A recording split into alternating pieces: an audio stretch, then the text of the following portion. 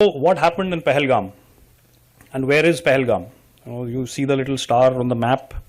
It is, of course, a tourist attraction, one of the most beautiful places that you can visit.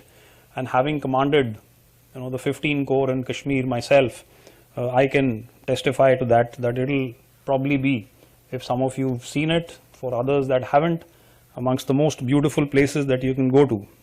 Approximately 7,000 feet above mean sea level and replete with exquisite meadows and valleys.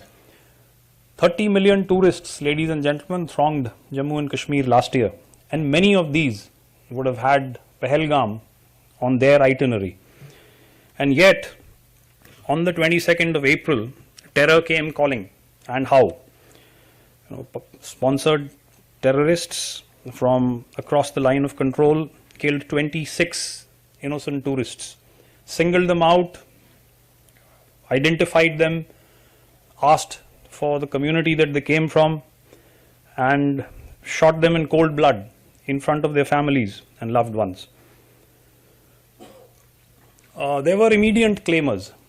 This was glory, but yet when the Kashmir Resistance Front that claimed the attack initially realized that possibly matters had gone beyond their control, immediately later withdrew.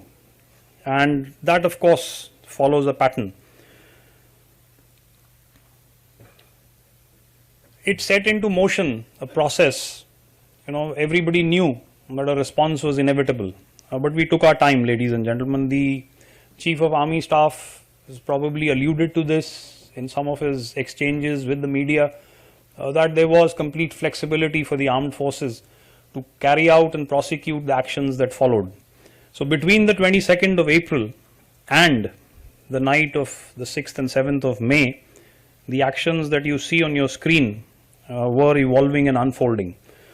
So we were appreciating enemy courses of action. We were prioritizing our targets, and I'll just speak in a moment about that. We carried out certain precautionary deployment on our borders to make sure that the enemy was deterred. And of course, there was a lot of inter-service government departments and agencies that were coordinating amongst themselves. The final selection of targets was carried out from a large number of targets that we kind of scrutinized. And of course, while all this was happening, there was a very harmonized and proactive information warfare campaign that was also unfolding.